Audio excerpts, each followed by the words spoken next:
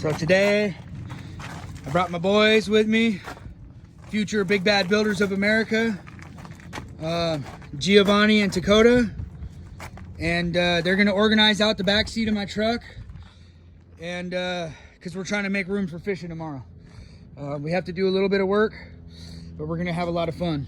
So we're out here at this job site, and there's some problems with these French doors. Right here, some settling or something occurred, and it's making them rough opens.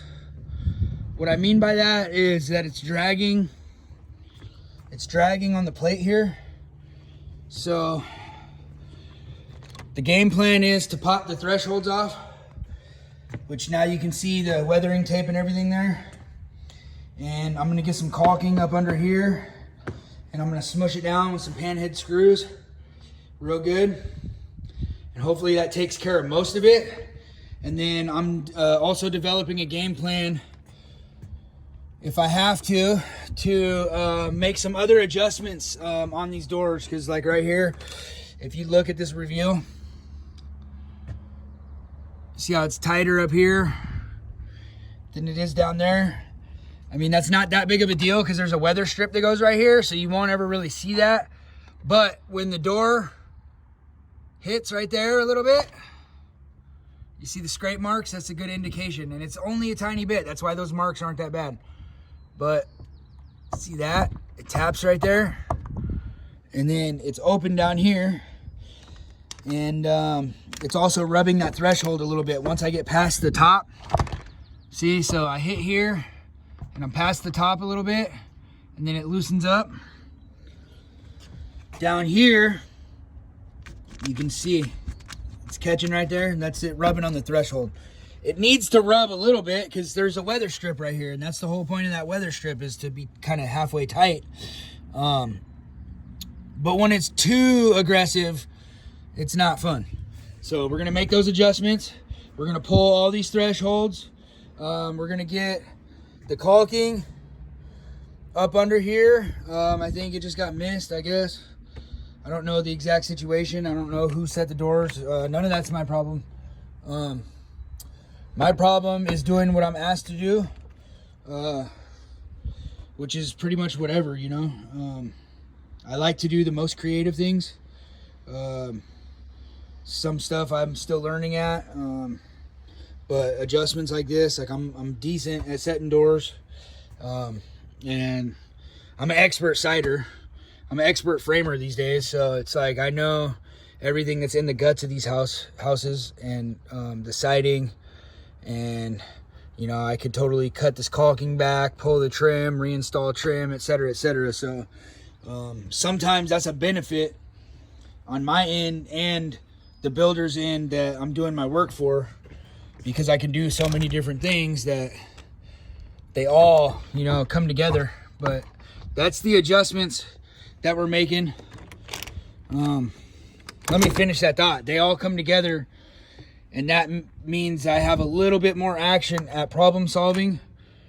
And instead of having to send 3 different crews through, right? Send a siding crew to peel the siding off, send the door guy to reset the doors, right? Send the siding guy back to reinstall the trim, send the framer while it's open if he needs to adjust the opening.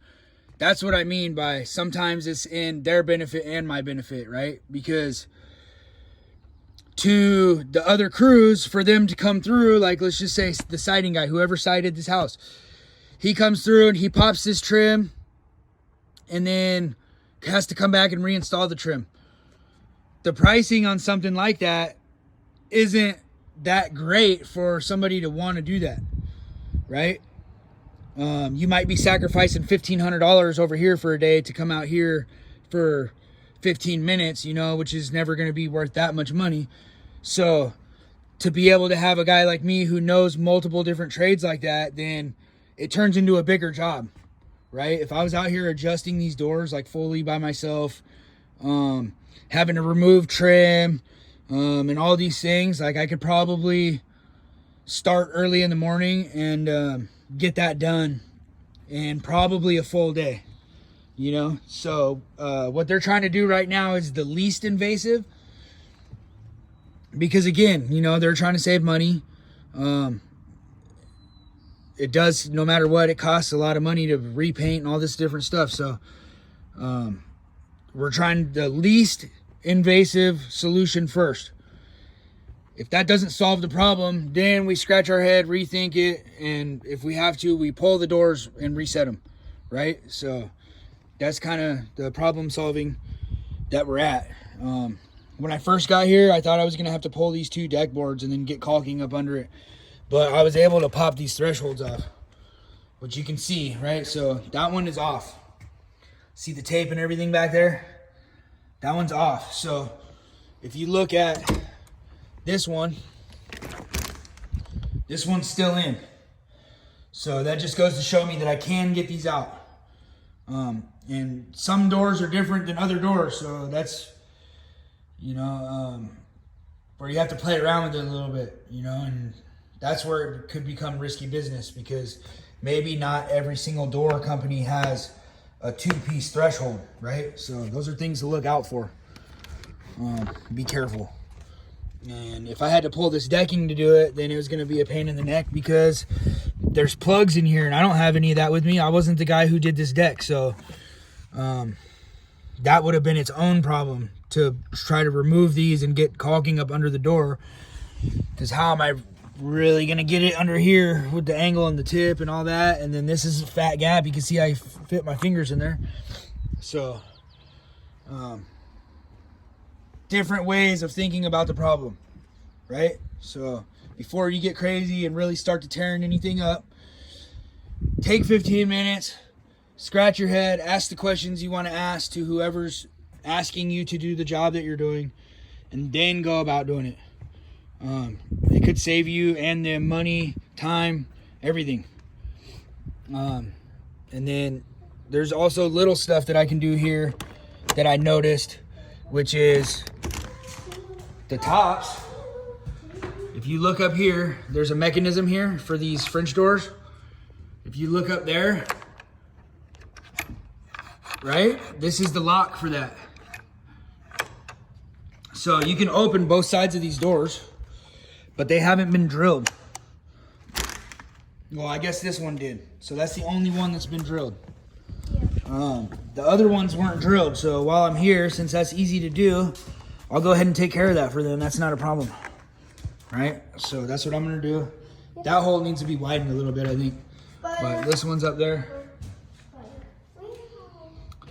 And so it's all these little things. That's what we're going to look at. That's what we're going to do. This is what the thresholds look like when they come off.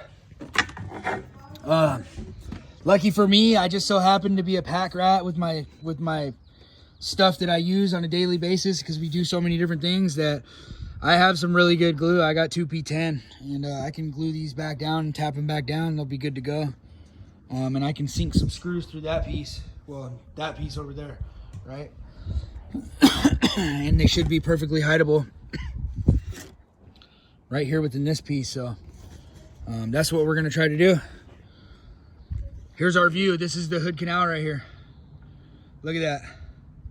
Obviously the landscape isn't finished yet, but I mean, look at that view.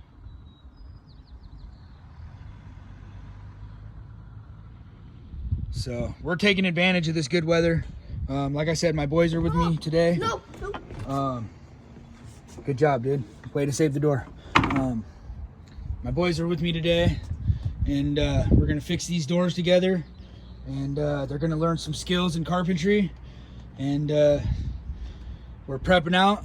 Hopefully on our way out of here, we'll go clean some concrete landings that we did over at a nearby job site. And then first thing tomorrow morning, we're gonna do a final clean. Then we're gonna let those dry. And then while they're drying, we're gonna go fishing for a few hours. And hopefully not fishing, hopefully catching. You know what I'm saying? And then we're gonna come back and we're gonna do the first coat of seal coat for the landing that we did over there. I showed you guys that in a different video. So anyways, hope you guys have a good day.